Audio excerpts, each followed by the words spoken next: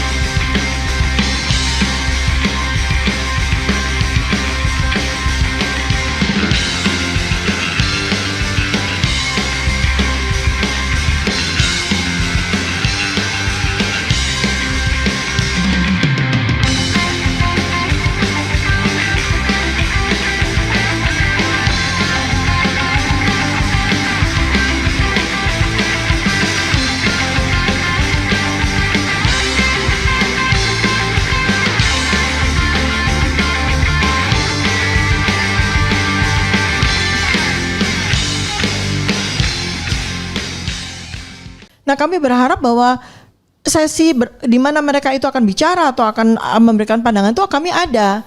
Ternyata itu tidak. Jadi selesai itu saya pikir selesai ya. Kenapa mereka hadir? Ternyata mereka melanjut. Nah, dengan tanda tanya besar dong. Loh, mereka lanjut tapi kitanya sudah tidak ada. Terus apa artinya? Jadi waktu pertama mereka ada. Ada. Kompolnas ada. Ada, semua ada. Oke, DPR, Komnas HAM. Ada semuanya. Anda dipersilakan pergi sama pihak Jokowi. Mereka lanjut. Bukan pihak Jokowi, pihak siapa? Penyelenggara itu siapa? Baris Krim. Iya, itu maksudnya pihak Jokowi juga suruh keluar juga. Suruh keluar.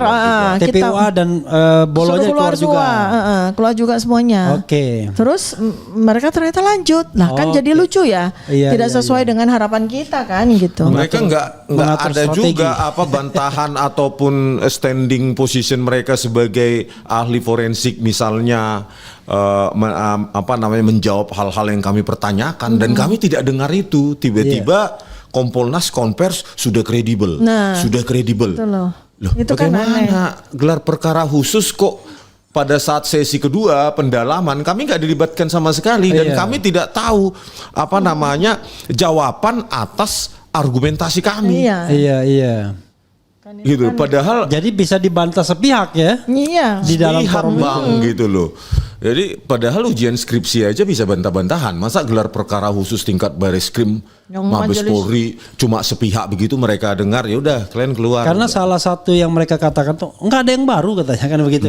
Iya. Nggak ada yang baru, itu aja gitu.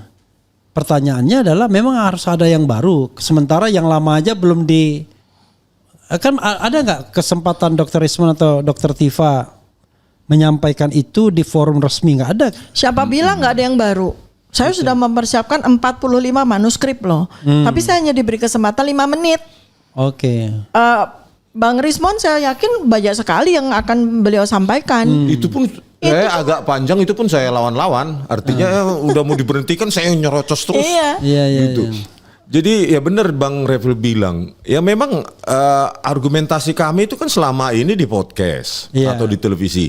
Nah, itulah yang kami manfaatkan forum formal tersebut untuk menyampaikan langsung bahwa yang ada aja belum bisa dibantah kok. Dari pihak Jokowi satu statement pun jawaban nggak ada dari mereka terkait nilai D, terdaftar sarjana muda, belum lagi Pak Kasmujo menyanggah bahwa beliau dosen pembimbing skripsi maupun akademik. Itu kan gak ada sanggahan baik dari pihak Jokowi, dari Jokowi sendiri, pengacara Jokowi maupun pihak termul. Tapi ini begini, bisa dijawab keduanya. Ini kan menarik, produsen dari ijazah ini kan katakanlah secara formal UGM.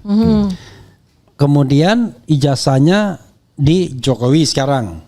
Ya menurut kabar atau gimana itu? Ya paling tidak menurut kabar. Menurut penjelasan kabar lah gitu. Dia ya punya kan lah dibalikan gitu. Walaupun katanya dilipat kok ijazah kok dilipat gitu ya. Kemudian Jokowi ya kita pahamilah kalau dia tidak hadir ya. Barangkali dia katakanlah mantan presiden yang bisa diwakili lah dengan ini. Walaupun ada equality before the law. Tapi paling tidak dia menghadirkan lawyernya. Nah pertanyaannya adalah gimana dari awal ini kok sudah tidak akan mendapatkan apa-apa karena otoritas nggak datang, ijazah tidak ada dan lain sebagainya. Lalu kira-kira ini berdebat siapa sama siapa? Sebentar sebelum itu kok jadi menarik ya. Yeah. Jadi saya mesti nanti tanya sama kuasa hukum yang hadir juga ya. Pak Abdul Qadir kan hadir sebagai kuasa hukum dari TPUA ya. Yeah. Jadi kan statusnya kan ini pendumas dan terdumas gitu kan ya. Nah pendumas itu diberi kursi. Pendumas yaitu Pak Profesor Egy Sujana diberi kursi kan. Pendumas nih. Nah terdumas Pak Joko Widodo kenapa tidak ada? Karena kan pendumas plus kuasa hukumnya plus saksi ahli. Di sini adanya adalah kuasa hukumnya dan saksi ahli. Terdumasnya nggak ada. Nah itu apakah saya nggak tahu ya. Nanti bisa ditanya sama beliau.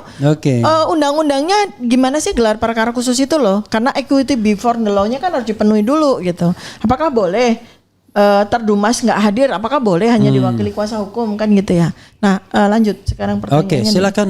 Jadi kita bicara what's next ya. Bahwa kemarin yang digelar perkara khusus itu jangan dibayangkan ada perdebatan ilmiah. Bahwa mereka menunjukkan bukti-bukti atau kajian yang membantah kajian kami itu nggak ada sama sekali. Baik pihak Bareskrim ya dalam hal ini pihak Dirtipidum maupun pihak Jokowi. Ahlinya Jokowi malah lebih berantakan kali.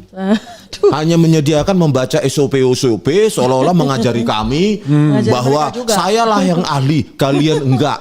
Karena saya terdaftar di Asosiasi Forensik Digital Indonesia. Itu asosiasi seolah-olah asosiasi negara bahwa orang punya keahlian itu harus lewat mereka begitu. Kayak ID. Tapi logika Joshua itu menarik tuh ya. Soal ini kira-kira perbandingannya begini. Ada ahli binatang A, hewan A. Dia mengatakan untuk mengetahui apakah hewan A ini perempuan atau laki, maka kita dekatkan dengan hewan B. Kalau didekati oleh perempuan hewan B, berarti dia laki-laki di sini kan? Dia orang tanya, gimana untuk menentukan yang B ini perempuan atau laki? Ya mana saya tahu, saya kan ahli yang A. Waduh, dia tidak tahu bahwa ternyata sebenarnya antar spesies pun bisa breeding loh. itu logikanya sama dengan ini kan?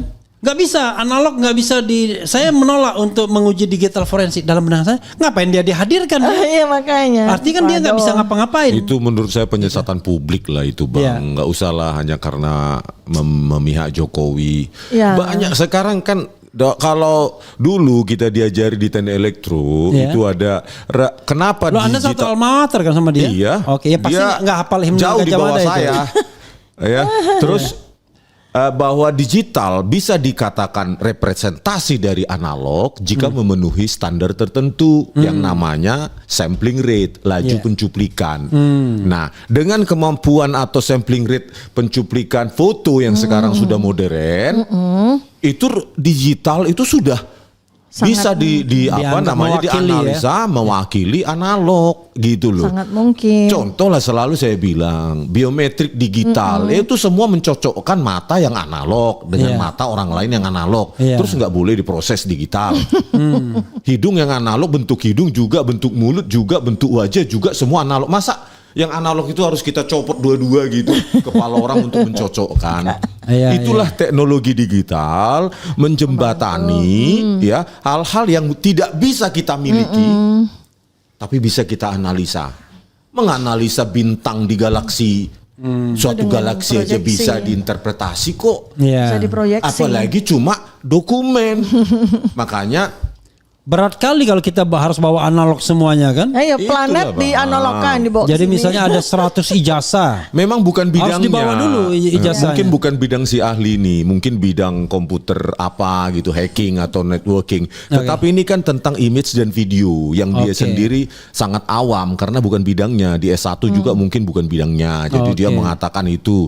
Nah, bahwa fake document analysis itu itu kan dari analog terus di scan ya, dengan resolusi yang cukup, resolusi itu artinya sampling rate, laju pencuplikan yang cukup, maka itu bisa menjadi representasi. Jadi begini Bang. Dan itu adalah common things di dalam dunia digital forensik. Abang lah dulu di dunia intelijen. Ya kan Bang, bisa moto jepret-jepret gitu kan Bang secara rahasia, terus dianalisa itu. Oh itu diidentifikasi, itu si ini gitu loh. Tanpa harus kita tangkap orangnya. Ini kan kita melakukan digital forensik karena ada hambatan. Hambatan apa? Kita tidak memiliki analognya.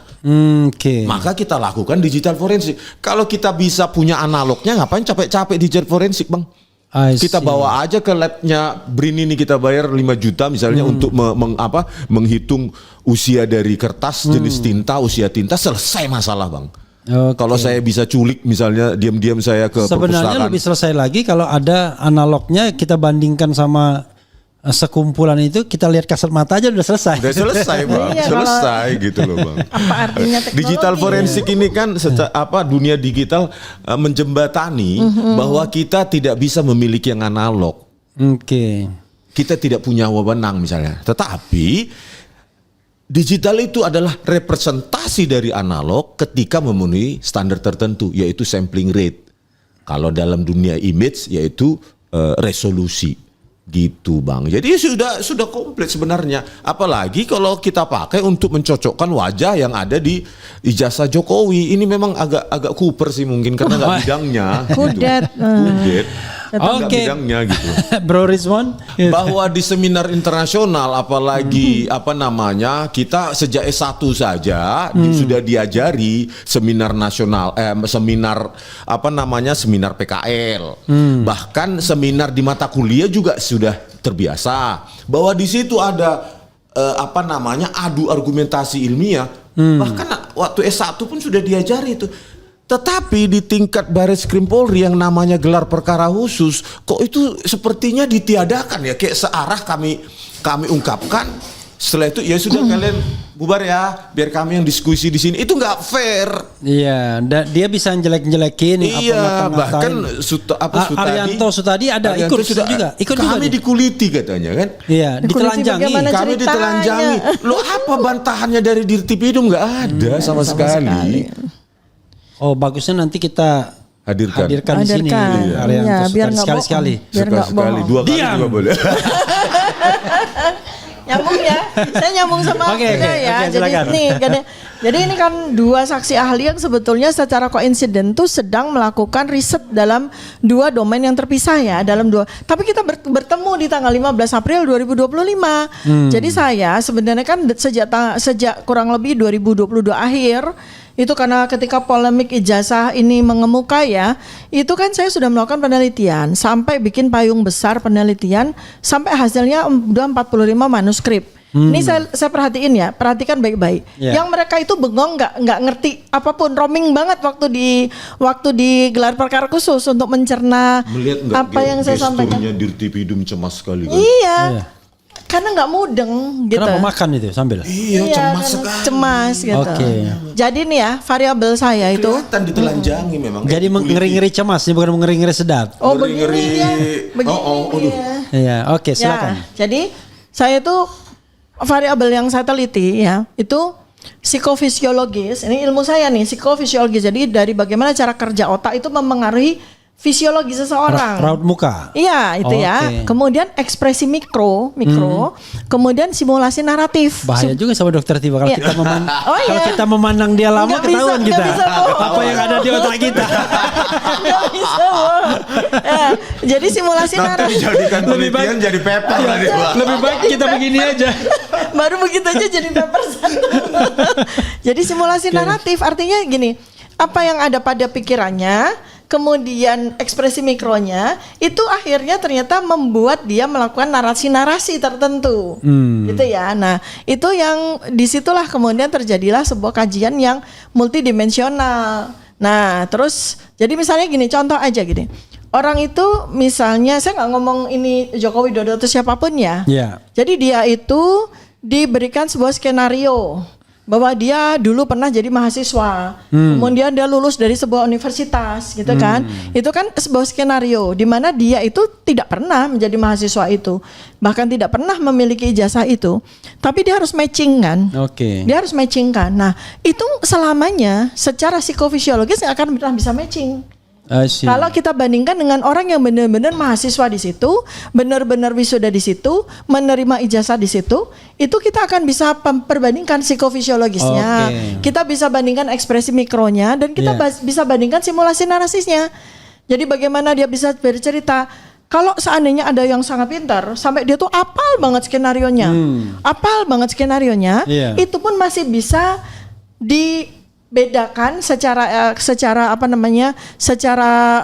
research base gitu ya, dengan menggunakan data science, dengan orang yang benar-benar kuliah di situ, benar-benar dapat wisuda di situ, benar-benar dapat ijazah di situ, walaupun si orang yang pertama itu benar-benar skenario mirip, benar-benar dia sangat hafal. Apalagi dengan orang yang dikasih skenario tapi nggak hafal-hafal. Untuk menghafalkan jurusannya aja dia nggak hafal-hafal, salah melulu misalnya gitu. Untuk bercerita bahwa dia kuliah di satu tempat, kemudian dia nongkrong untuk menunggu jam kuliah berikutnya aja dia salah melulu. Itu kemarin tampilkan juga loh, bahwa tahun 77 yang tahun 77 kelulusan tahun 77 Fakultas Kehutanan UGM itu ada jurusannya loh. Jelas. Di ijazah ya. Di buku alumni. Di buku alumni. Yang dari Leiden University itu Suryadi, Dr. Suryadi. Jadi tahun 77 pun udah jelas jurusan mereka. Dan pasti hafal lah orang yang benar-benar kuliah. Ini yang nggak pernah ada disebutin kan berarti ngarang gitu. Iya. Jadi itulah namanya simulasi naratif.